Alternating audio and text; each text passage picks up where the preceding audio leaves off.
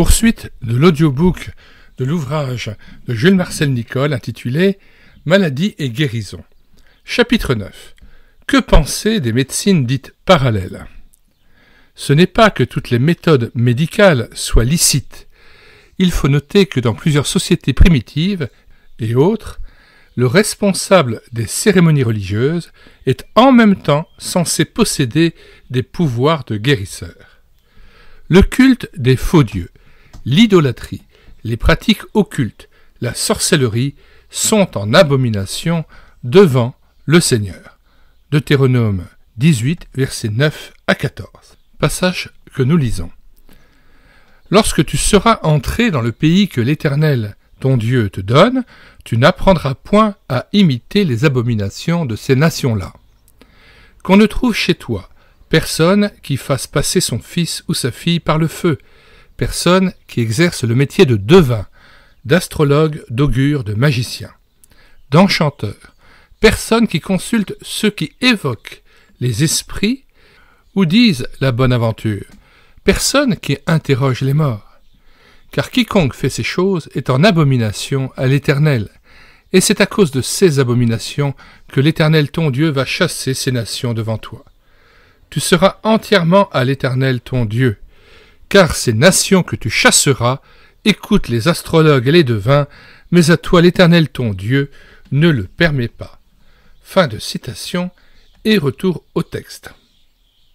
Certes, en marge de leur superstition, les sorciers païens peuvent occasionnellement avoir recueilli des observations ou des expériences qui leur ont fait découvrir la valeur curative de certaines plantes, parfois ignorées par la médecine officielle. On peut comparer ce résultat à ceux qui sont à l'actif de tels « remèdes de bonne femme » entre guillemets, en usage dans nos campagnes. Mais avant d'avoir recours à ce genre de thérapie, le chrétien s'assurera qu'il n'y a pas d'influence magique à la clé. Les démons disposent d'un pouvoir réel et dont nous devons nous méfier.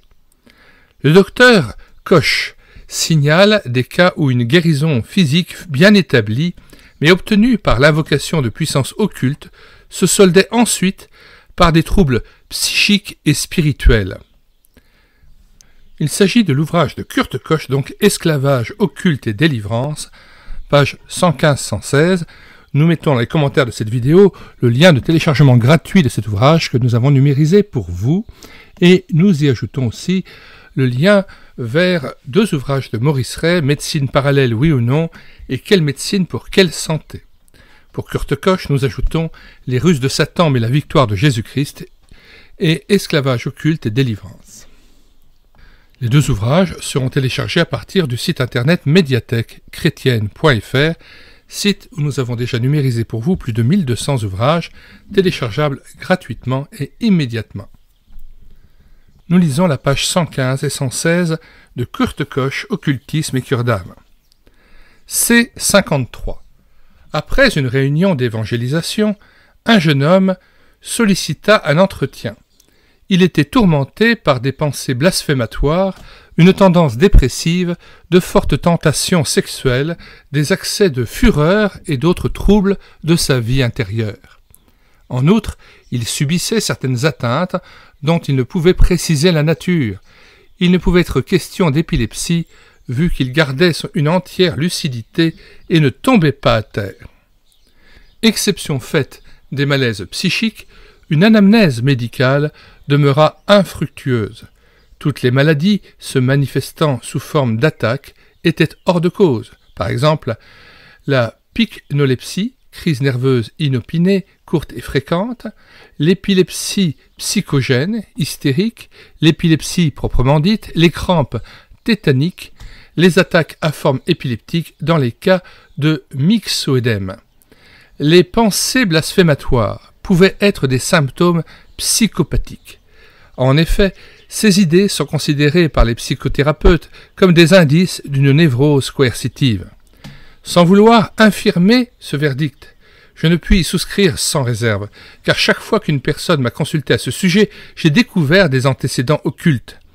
Du point de vue parapsychologique, nous avons ici un cas typique de conjuration. Des années auparavant, le garçon encore jeune et atteint d'une maladie organique, avait été mené par son père chez un berger qui conjura pour lui le sort. L'affection organique fit place à des troubles psychiques et caractériels. Sur le plan pastoral, nous aurons encore à nous occuper plus spécialement de ce cas. Pour le moment, bornons-nous à dire que le jeune homme recouvra son équilibre psychique lors de sa conversion à Jésus-Christ. C54. Une jeune femme était paralysée. Sa mère, désirant à tout prix sa guérison, la fit exorciser, comme elle l'avait fait pour tous ses enfants.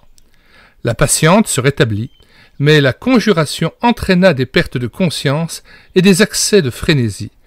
Elle dut être internée dans un asile. Les autres fils et les autres filles souffrent également de troubles psychiques. Le psychiatre objectera dans ce cas qu'il ne faut pas confondre cause et effet. La paralytique pouvait être atteinte d'une psychose dont l'évolution nécessita son internement. Cette objection peut être valable. Cependant, il faut remarquer que dans de nombreux cas, un acte de conjuration développe une prédisposition endogène ou accélère un processus occulte. C55. Une femme dans la soixantaine vint me trouver dans une grande détresse spirituelle. Elle se plaignait de mélancolie, d'aversion pour la parole de Dieu, d'incapacité à venir au Christ, bien qu'elle eût cherché avec larmes à le suivre. Depuis 45 ans, elle désirait obtenir le pardon de son péché sans parvenir à la foi. Après une anamnèse médicale relative aux facteurs de dépression, on en fit une quant à l'occultisme. La femme raconta un souvenir d'enfance. Atteinte d'ophtalmie, elle avait été conduite par son père chez une guérisseuse, la vieille Winkelre, qui l'avait effectivement délivrée de son mal en l'exorcisant et en lui soufflant sur les yeux. Plus tard, à l'occasion de refroidissement, l'enfant fut à nouveau soumise à une cure magique. Dans l'optique de la cure d'âme, on note un fait saillant. Déjà au catéchisme, cette adolescente cherchait à suivre le Christ sans arriver à croire. Même en admettant que les dépressifs ont des difficultés particulières dans ce domaine, nous constatons comme toujours que l'emprise occulte éloigne de la parole de Dieu et de la prière et empêche de se décider pour le Seigneur. Alors nous laissons à M. Kurt Koch la responsabilité de ces derniers propos. Néanmoins, nous confessons la puissance de Jésus-Christ, capable d'arracher même aux puissances occultes ses élus et de leur permettre de croire en lui, quel que soit l'esclavage dans lequel ils sont. Il faudra peut-être effectivement un entretien avec un chrétien éclairé pour l'en délivrer de toutes ces angoisses, de tous ces liens, mais rien, ni aucune puissance au monde ne peut empêcher quelqu'un de venir à Jésus. Jésus-Christ est fort et puissant et tout-puissant pour amener à lui ce que son Père lui a donné. Fermons la parenthèse. Autre cas, C56. Une épouse de missionnaire rapporte que dans son enfance, elle avait été exorcisée lors d'une rage de dents. Le conjurateur se fit une entaille en forme de croix sur la poitrine et prit sur lui la douleur de l'enfant. Le mal cessa aussitôt. Plus tard, à d'autres occasions, on eut encore recours à des moyens occultes. Cette personne manifesta par la suite des capacités médiumniques, surtout de voyance et de télépathie. Sa voyance, limitée d'abord aux choses profanes, s'étendit après sa conversion au domaine religieux. Du point de vue parapsychologique, on constate que la conjuration favorise souvent le développement des facultés médiumniques et particulièrement de la voyance. Il faut également noter le transfert de la douleur qui existe chez les primitifs sous une forme semblable. Il s'agit là d'un genre de sortilège par analogie. Ces passages sont donc extraits de l'ouvrage de Kurt Koch, Occultisme et cure d'âme. Nous rappelons que nous en mettons le lien de téléchargement gratuit dans les commentaires de cette vidéo. Retour au texte. Avec rappel de la phrase précédente, le docteur Koch signale des cas où une guérison physique bien établie, mais obtenue par l'invocation de puissances occultes, se soldait ensuite par des troubles psychiques et spirituels. Nous ne saurions donc être trop prudents dans ce domaine. En général, les convertis du paganisme font bien la différence, quoique parfois ils aient de la peine à rompre avec leurs coutumes ancestrales. Même après avoir accepté le salut en Jésus-Christ, ils sont hélas trop souvent tentés de courir chez les féticheurs quand leur santé est atteinte. Dans nos climats, un sérieux examen me semble s'imposer dans divers domaines. L'homéopathie n'est certes pas à rejeter en bloc, bien que son initiateur, Hahnemann, XVIIIe siècle, n'ait pas été exemple d'attache au culte. J'ai bien connu tel médecin chrétien qui la pratiquait sur une base scientifique et assurément sans recourir à des procédés douteux. Et je n'ignore pas que des patients chrétiens se font soigner par des homéopathes sans séquelles fâcheuses pour leur vie spirituelle. À ma connaissance, la majorité des homéopathes sont des médecins tout à fait sérieux qui, après leurs 7 années d'études semblables à celles des autres généralistes, ont ajouté 2 années de spécialisation en homéopathie. Certains remèdes homéopathiques ont été reconnus efficaces expérimentalement, bien que leur efficacité ne s'explique pas par des preuves scientifiques. Ce n'est pas une raison pour les mépriser ou les taxer de magie. Il arrive bien sûr que quelques praticiens de l'homéopathie ne reculent pas devant des moyens occultes pour diagnostiquer des maladies ou pour déterminer des remèdes appropriés. À ce moment-là, nous ferons bien de nous méfier. Nous lisons la note 143. La médecine classique n'est pas non plus exempte d'éléments suspects. Elle est l'héritière de la médecine grecque qui, à l'origine, était liée au culte païen et superstitieux d'Esculape. Certes, Hippocrate était un génie et le serment qu'il préconisait de la part des médecins garde aujourd'hui encore toute sa valeur. Mais trop souvent, l'on abuse de remèdes qui ne sont pas inoffensifs, comme les antibiotiques. Cela n'entraîne pas seulement des déficits pour la sécurité sociale, mais aussi une fâcheuse accoutumance, si bien que l'augmentation des doses va de pair avec une diminution de leur efficacité. Nous ouvrons un commentaire sur ce point. Nous laissons à M. Nicole la responsabilité de ses propos sur l'homéopathie. M. Ray Maurice, dans Médecine parallèle, oui ou non, dont nous mettons le livre en lien dans les commentaires de cette vidéo, développe de la page 97 à 110 une recherche beaucoup plus fine et beaucoup plus détaillée sur l'homéopathie et a un jugement beaucoup plus nuancé. Monsieur Ray pense notamment qu'il peut y avoir une origine occulte à l'homéopathie. Nous lisons par exemple la page 107 de Maurice Ray. Le fait est incontesté. Certains médecins homéopathes établissent ou encore confirment leur diagnostic en tenant compte du thème astrologique de leurs patients et usent du pendule dans le choix des remèdes appropriés. Note 1. Si l'on en croit un témoignage sérieux, c'est juste que dans certains laboratoires homéopathiques qu'on recourt à de telles pratiques.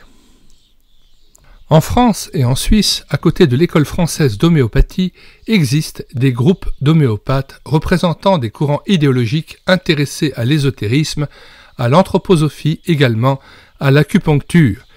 Ce qui fait dire à D. Demarque, adversaire de tels courants, certains d'entre les homéopathes auront à faire un sérieux effort d'adaptation pour abandonner leur mentalité de mages initiés à d'insondables mystères. L'homéopathie n'est pas une religion ni une science occulte. Certes, la médecine allopathique n'est pas préservée de semblables pratiques. Le recours à l'occultisme et à ses pouvoirs ne connaît pas de frontières et ne limite pas ses interventions à l'enseigne de certains homéopathes seulement. Notre explication est peut-être erronée. Nous en sommes venus à penser que devant la complexité de la thérapie homéopathique et les exigences du savoir étendu et expérimenté qu'elle requiert, certains médecins eux-mêmes, mal informés de ce qu'est en vérité l'occultisme, se facilitaient la tâche en recourant à de telles pratiques. Ils ne le crient pas nécessairement sur les toits, sans pouvoir toujours dissimuler ces « usages » entre guillemets à leurs patients. Ils disent alors, dans un langage incompris de la majorité de ces derniers, qu'entre leurs mains, le pendule n'est qu'un moyen de vérification branché sur le magnétisme cosmique. Entre parenthèses, l'usage du pendule est absolument proscrite pour un chrétien, et notamment aussi dans le recours à des soins ou à la recherche d'une eau, d'un puits, de nappe phréatique. Ce pendule nécessite le fait d'avoir des dons de médium. Retour au texte avec reprise de la phrase précédente. Ils disent alors, dans un langage incompris de la majorité de ces derniers, qu'entre leurs mains, le pendule n'est qu'un moyen de vérification branché sur le magnétisme cosmique, ce qui n'est qu'une petite partie de la réalité. Elle en cache une autre qui, elle, touche à une forme de divination par médiumnité, le pendule ou le thème astrologique servant de support à ce dynamisme céleste entre guillemets. Constatons-le, une telle homéopathie se veut encore médicale, mais elle a quitté le terrain de la médecine pour s'aventurer plus ou moins aveuglément dans celui de l'occultisme. Que faut-il en conclure? Nous lisons un peu plus loin le témoignage du docteur J. Bopp de Neuchâtel, lui aussi qui est très tranchant dans son jugement. On voudrait nous présenter une médecine de la personne, scientifique, avec un remède individuel et naturel. L'effort de démystification et le vernis scientifique ne peuvent pas convaincre si on étudie l'origine, la théorie, la pratique et les témoignages d'aujourd'hui. Je déconseille fortement la prise de médicaments homéopathiques, les produits anthroposophiques, Velleda inclus. Je ne suis pas convaincu qu'ils soient inoffensifs spirituellement. Alors je vous laisse lire l'intégralité de cette recherche de Maurice Ray, de la page 97 à 111, dans son ouvrage « Médecine parallèle, oui ou non », dont nous mettons le lien dans les commentaires de cette vidéo. Que conclure par rapport au jugement sans doute précipité et imprudent de M. Jules-Marcel Nicolle? Je pense que quand on est pasteur ou théologien, on n'est pas forcément apte à pouvoir formuler des jugements appropriés à propos de phénomènes comme l'homéopathie, et je pense que là, il a manqué une occasion de se taire. Je me distancie très nettement donc et prend du recul et condamne donc l'approbation que M. Jules-Marcel Nicolle a pu faire de l'homéopathie. Je ne peux pas, en tant que lecteur d'un livre audio, me ranger sous l'avis de quelqu'un qui préconise des traitements qui, par ailleurs, sont dénoncés par Maurice Ray comme ayant une accointance avec un certain occultisme. Il est donc tout à fait prudent de rester aussi très mesuré et très en retrait par rapport à certains jugements si on n'est pas sûr de soi, de peur qu'on ne déplaise aussi dans son jugement à Dieu et qu'on ne s'attire sur soi un jugement. La confusion du propos de M. Nicolle est assez navrante. D'un côté, il dit que ce sont des remèdes homéopathiques qui ont été reconnus efficaces expérimentalement. Plus loin, il dit que ce n'est pas une raison pour les mépriser ou les taxer de magie si leur efficacité ne s'explique pas par des preuves scientifiques. Et ensuite, il dit « Il arrive bien sûr que quelques praticiens de l'homéopathie ne reculent pas devant des moyens occultes pour diagnostiquer des maladies ou pour déterminer des remèdes appropriés. À ce moment-là, nous ferions bien de nous méfier. Je trouve que, en tout cas, son jugement n'est pas clair, assez contradictoire, et à force de trouver des mesures, on n'arrive pas à avertir suffisamment les gens du danger auquel ils s'exposent en pratiquant l'homéopathie. Retour au texte. On peut en dire autant de la radiesthésie, même médicalement reconnue.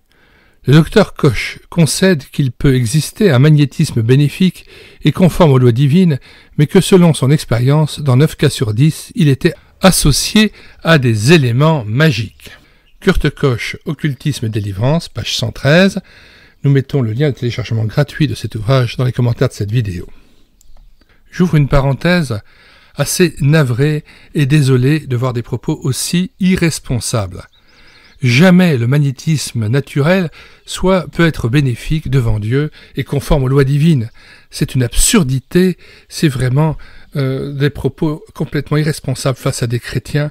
Et au lieu d'être des gens qui avertissent la chrétienté des dangers de la radiesthésie, eh bien on se conforme à ce qui est dit dans l'Ancien Testament, on demeure des chiens incapables d'aboyer. Non, c'est pas 9 cas sur 10, c'est 100%.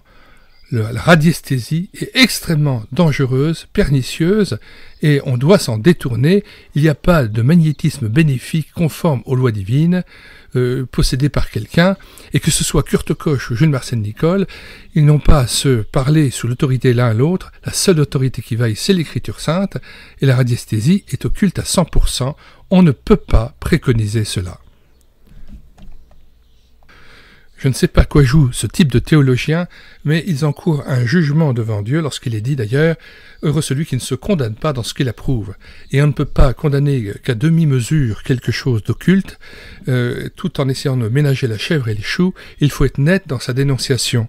Et je ne vois pas quelle bénédiction il peut y avoir à tenir de tels propos. C'est absolument navrant et scandaleux. J'aimerais rappeler cette parole d'Ésaïe 56, versets 9 à 11. « Vous toutes, bêtes des champs, venez pour manger, vous toutes, bêtes de la forêt. Ces gardiens sont tous aveugles, sans intelligence. Ils sont tous des chiens muets, incapables d'aboyer. Ils ont des rêveries, se tiennent couchés, aiment à sommeiller. Et ce sont des chiens voraces, insatiables. Ce sont des bergers qui ne savent rien comprendre. Tous suivent leur propre voie, chacun selon son intérêt jusqu'au dernier. » Alors nous allons prendre en charge à partir de la page 111, quelques cas de gens perturbés justement par le recours à l'occultisme. C51, page 111, occultisme et cure d'âme, Kurt Koch. Un étudiant me demanda un entretien et me fit part de sa détresse psychique. Il souffrait de dépression, d'obsession, de répugnance et de dégoût envers la parole de Dieu, bien qu'il fût étudiant en théologie. Quand il voulait prier, il avait la gorge nouée. De tout ceci, il n'avait jamais rien ressenti dans son enfance, ni pendant sa scolarité, ni même au début de ses études. Un examen neurologique ne révéla rien.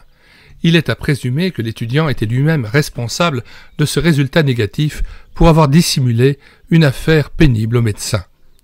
Chez des sujets précédemment sains, l'apparition soudaine de pensées dépressives et obsessives est fréquemment l'indice d'une névrose d'origine occulte. Une anamnèse, c'est-à-dire le fait de se ressouvenir, le Larousse nous dit que c'est l'ensemble des renseignements fournis au médecin par le malade ou par son entourage sur l'histoire d'une maladie ou les circonstances qui l'ont précédée. Retour au texte. Une anamnèse fut donc poussée dans cette direction et des choses étonnantes furent découvertes. L'étudiant s'était joint à un cercle de jeunes gens fréquentés par un magnétiseur puissant qui y donnait souvent des preuves de ses capacités. En touchant ses doigts allongés et écartés, on ressentait les pulsations d'un faible courant électrique. L'étudiant tomba fortement sous la dépendance de cet homme. Sa réceptivité devint telle qu'il ressentait l'approche du magnétiseur comme par un effet télépathique de suggestion mentale. Un jour, je fus moi-même témoin de cette prémonition. Alors que nous nous rendions au culte, l'étudiant me dit brusquement « Le voici qui vient ». Nous prîmes place sur la galerie du temple, et bien que le personnage fût totalement irréligieux, il surgit dans l'auditoire et passa devant nous. Plus tard, dans un cercle restreint, je fus à nouveau témoin de son extraordinaire puissance magnétique. Aiguillonné par ma connaissance personnelle de l'envoûteur et ému de la détresse de l'étudiant, je fus très désireux de libérer ce dernier d'une telle emprise. Et pendant 8 mois, je le rencontrai presque 2 fois par semaine. Finalement, la foi en Jésus-Christ le libéra entièrement. Les dépressions et les obsessions, comme la répugnance à la parole de Dieu et à la prière, se dissipèrent.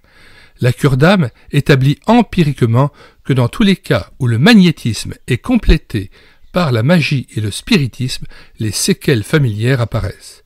Les praticiens sont souvent réduits à exercer leur art en conjonction avec l'occultisme. Conjuration, manipulation de pendules, etc. Le magnétiseur ne peut vivre des 3 ou 4 patients qui suffisent pour épuiser sa réserve quotidienne d'énergie. Pour éviter de passer pour un incapable, il doit adopter d'autres méthodes. Et avant de s'adresser à un magnétiseur, il faut toujours s'informer de ses dispositions sur le plan religieux, car beaucoup de ces hommes-là, outre leur puissance naturelle, ont recours à l'occultisme sous forme de magnétisme médiumnique par exemple. J'ouvre une parenthèse, le propos ici confine à l'absurde. Avant de s'adresser à un magnétiseur, il faut toujours s'informer de ses dispositions sur le plan religieux. Mais les bras m'en tombent. De toute façon, on n'a pas, en tant que chrétien, à s'adresser à un magnétiseur. C'est tout à fait interdit par la parole de Dieu. On me donne ainsi droit à une personne qui lui-même est sous la coupe d'esprits mauvais, qui le rendent lui-même esclave et qui vous font après avoir des contacts avec des puissances occultes. Donc, ne serait-ce que ce propos-là, on voit qu'il y a à la fois un mélange chez Kurt Koch, il dénonce, mais à la fois son discours finit par ne plus être clair à la fin. Jamais, au grand jamais, on n'a même pas à s'informer quel est le plan religieux soi-disant chrétien d'un magnétiseur, qui se dise chrétien ou pas, de toute façon, on n'a pas recours au service d'un magnétiseur. Point, barre. Je continue la lecture. Un théologien qui, à titre amical, a lu le manuscrit de la présente étude, voit dans ce paragraphe une diffamation du magnétisme guérisseur.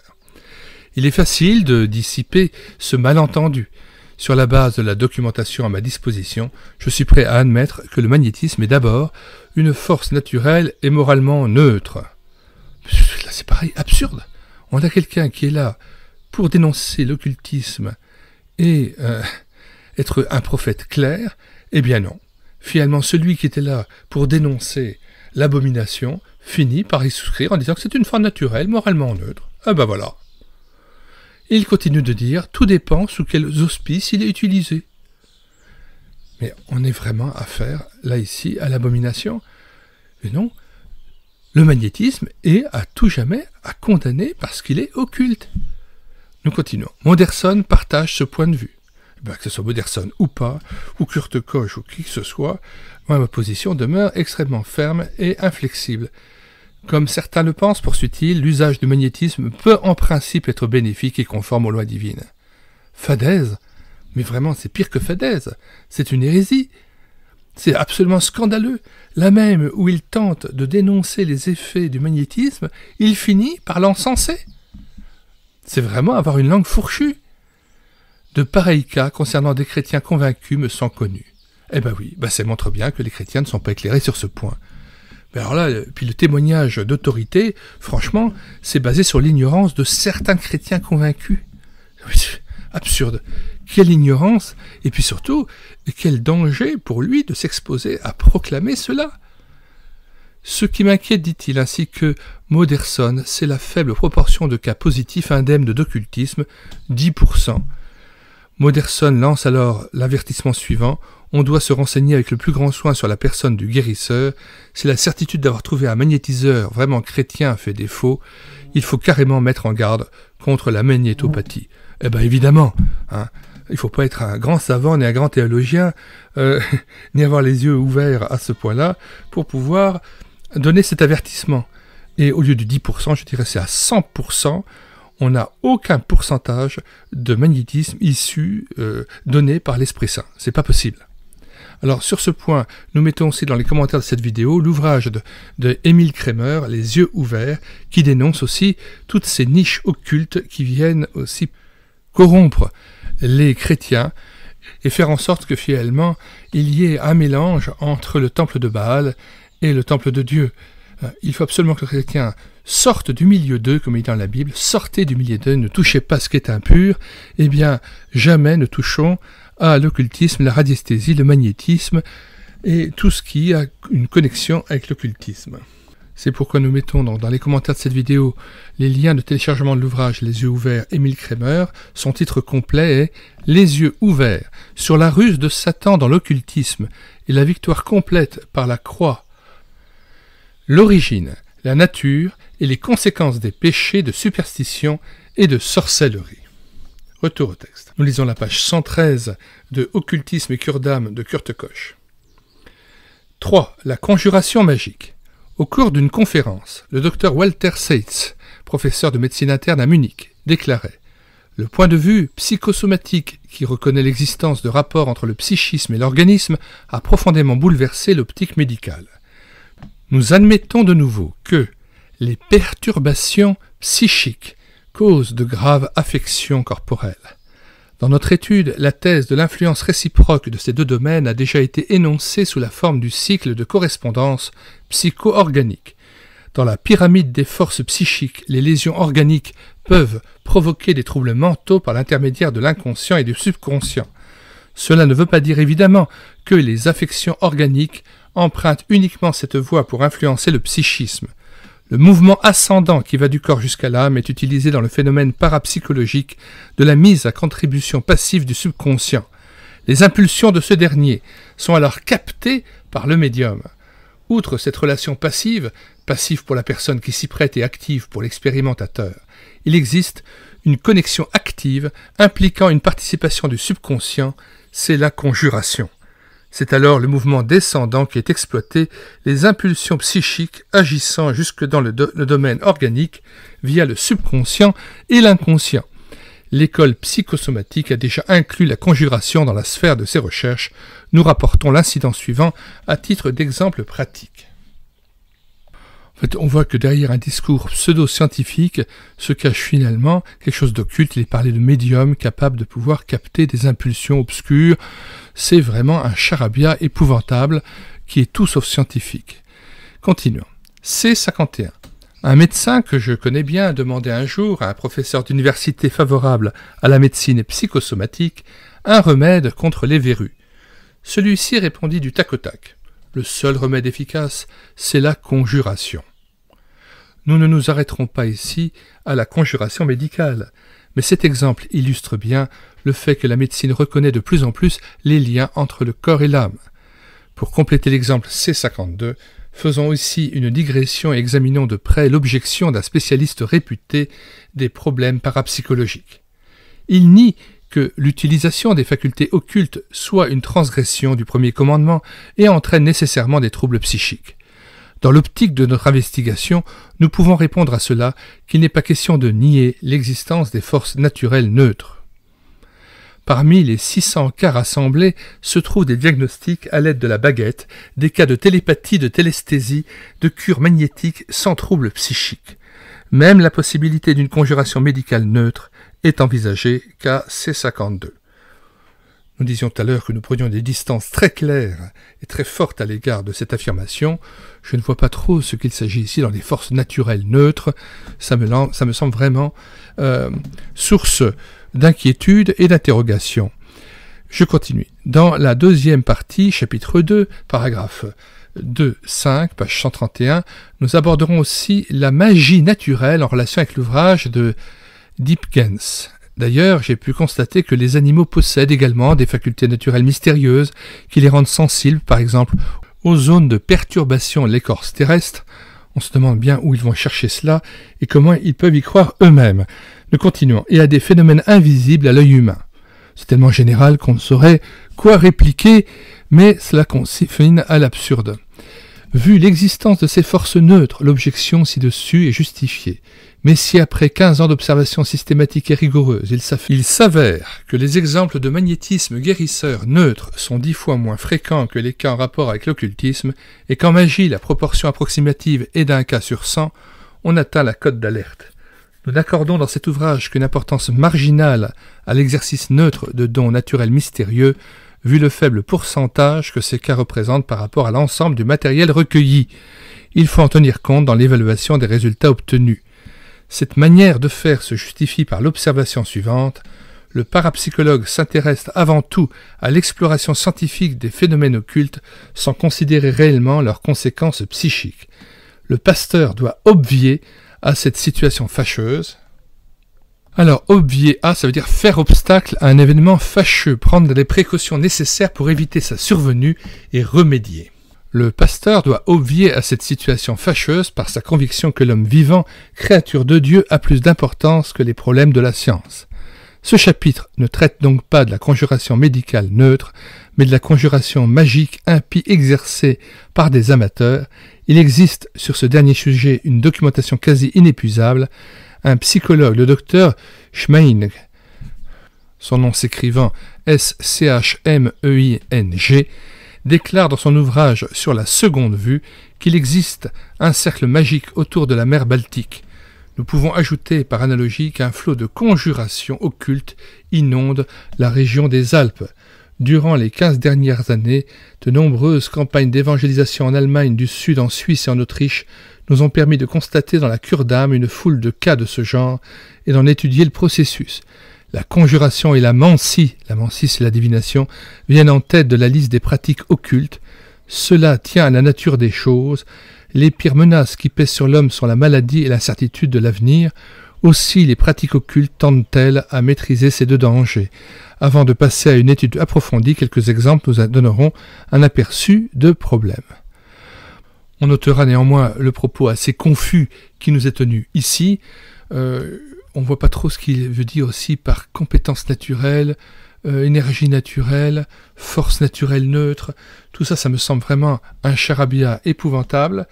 Mais en tout cas, effectivement, il faut condamner tout ce qui est du domaine de la magie, de l'occultisme. Souvent, d'ailleurs, on observe dans ce type de paradiscours, de parapsychologue, un discours abracadabrant, sans queue ni tête. On n'arrive pas à y croire. Seul celui qui le tient semble détenir les rênes de la raison, qui finit par devenir délétère, et on ne comprend rien à rien, et les gens naïfs et faibles finissent par se laisser emporter par ce type d'arguments qui n'en sont point. Mais revenons au texte qui faisait l'objet de notre lecture initiale. Je me souviendrai toujours du malaise que ma femme a ressenti lorsqu'un habitué du pendule lui avait remis une tisane destinée à guérir nos enfants atteints d'une sorte de grippe. Quel soulagement pour elle quand je suis rentré et que d'un commun accord nous avons décidé de jeter la tisane à la poubelle. Certains voient dans le yoga une simple recette de gymnastique bienfaisante pour calmer les nerfs. En réalité, un tel exercice est inséparable d'une aspiration à se laisser pénétrer par des énergies cosmiques qui trop souvent coïncident avec les mauvais esprits associés au prince de la puissance de l'air. Note 145, Éphésiens 2, verset 2, Éphésiens 6, verset 12. Voir aussi Maurice Ray, Non au yoga, édition Emmaüs, Saint-Léger, ouvrage dont nous mettons le lien de téléchargement gratuit dans les commentaires de cette vidéo. Nous y ajoutons le livre de Maurice Ray, Spirit, radiesthésiste guérisseur, devin et magicien à la lumière du Christ. Ouvrage que j'ai intégralement lu sur cette chaîne YouTube à l'écouter sa parole, sous le nom de L'occultisme à la lumière de Jésus-Christ. Ce sont deux ouvrages avec deux titres différents, mais le contenu est exactement le même. J'en mets aussi le lien de téléchargement dans les commentaires de cette vidéo. Nous y ajoutons le lien vers l'ouvrage de Le yoga face à la Bible de Daniel Dossman, ouvrage à vendre à la Maison de la Bible en téléchargement direct à 3,90 €. Nous en mettons aussi le lien dans les commentaires de cette vidéo. Nous lisons notamment les deux références que nous indique l'auteur, Éphésiens 2, versets 1 et 2. « Vous étiez morts par vos offenses et par vos péchés, dans lesquels vous marchiez autrefois, selon le train de ce monde, selon le prince de la puissance de l'air, de l'esprit qui agit maintenant dans les fils de la rébellion. » Éphésiens 6, verset 12, « Car nous n'avons pas à lutter contre la chair et le sang, mais contre les dominations, contre les autorités, contre les princes de ce monde de ténèbres, contre les esprits méchants dans les lieux célestes. » Fin de citation et retour à la ligne. Que faut-il penser de l'acupuncture? Elle est basée sur l'équilibre entre les éléments positifs, yang, et négatifs, yin, du paganisme chinois. C'est là une origine suspecte. Un chrétien chinois à qui j'ai demandé ce qu'il fallait en penser m'a dit qu'en règle générale, il n'y avait pas d'influence magique, mais que les médecins chinois avaient expérimenté empiriquement qu'en piquant quelqu'un à un endroit du corps, on obtenait un soulagement à un autre endroit. Nous conseillons une prudente réserve. Vous aurez une explication beaucoup plus détaillée, beaucoup plus sérieuse dans le livre de Maurice Ray, « Quelle médecine pour quelle santé ?» L'acupuncture est traitée des pages 21 à 30 de cet ouvrage, dont nous donnons le lien dans les commentaires de cette vidéo. Décidément, plus j'avance et plus je m'aperçois que médiathèquechrétienne.fr permet vraiment de faire revivre des ouvrages précieux qui ne sont plus en vente en librairie, mais que vous pourrez seul trouver sur ce site médiathèquechrétienne.fr. Nous nous permettons aussi de faire remarquer dans le propos de M. Nicole le propos extrêmement pauvre et indigent. Il parle à un chrétien chinois et celui-ci lui dit qu'en règle générale, il n'y a pas vraiment d'influence magique. Voyons, mais là, il n'y a pas, c'est un argument d'autorité qui n'a aucune autorité et qui ne vaut que ce que signifie une affirmation gratuite d'une personne. Donc, ce n'est pas du tout sérieux. On n'est pas du tout dans un débat théologique fondé et on n'en est qu'à des qu'en-dira-t-on et à des suppositions. On est vraiment à la superficialité d'une pensée. Je trouve que quand même, le mieux est lorsqu'on ne connaît pas un sujet, on gagnerait mieux à se taire et à éviter de tenir des propos aussi gratuits, aussi généralisants. Retour au texte. Naturellement, il convient de se garder des séductions de ce qu'on appelle faussement la science chrétienne, qui nie la réalité de la maladie et du péché, et du coup, la nécessité de l'expiation. Alors, pour une fois, je dirais beaucoup de bien de M. Jules-Marcel Nicolle, puisqu'il a fait effectivement une brochure qui s'appelle « La science chrétienne a-t-elle raison ?», et nous en mettons le lien aussi dans les commentaires de cette vidéo. Nous n'essayons pas dans ce paragraphe d'établir une casuistique, c'est-à-dire une sorte d'examen de la conscience digne des jésuites d'autrefois. Il ne nous appartient pas de nous substituer à la conscience individuelle de chaque croyant. Ces lignes sont destinées à faire réfléchir le lecteur. Nous sommes tellement préoccupés par notre santé que souvent nous sommes prêts aux compromis les plus regrettables quand un mouvement ou un individu nous promettent la guérison. Il y a en France plus de charlatans que de médecins et ils ne sont pas au chômage. La santé du corps est un bien précieux, mais la soumission aux ordres du Seigneur est plus importante, qu'il nous aide dans la santé comme dans la maladie à lui être fidèle et à le glorifier. Fin de la lecture de cet ouvrage intitulé « Maladie et guérison ». Alors évidemment, c'était une brochure de 35 pages qui ne prétendait pas être exhaustive sur chacun des points évoqués, mais c'est pour ça que je renvoie à de nombreux ouvrages dans les commentaires de cette vidéo, et notamment aussi, nous laissons bien sûr le lien de téléchargement gratuit de cette brochure « Maladies et guérisons » de Jules-Marcel Nicolle. J'ajoute à cela le fait que j'ai le plus grand respect néanmoins pour Jules-Marcel Nicolle en tant que théologien. J'ai lu intégralement son ouvrage, précis de doctrine chrétienne, et j'en ai été renouvelé. C'est absolument remarquable. J'ai beaucoup apprécié cette lecture, et j'ai reconnu en cet homme un homme de Dieu que je respecte bien évidemment. Il ne vous reste plus qu'à vous rendre d'une part dans les playlists de cette chaîne YouTube à l'écouter sa parole.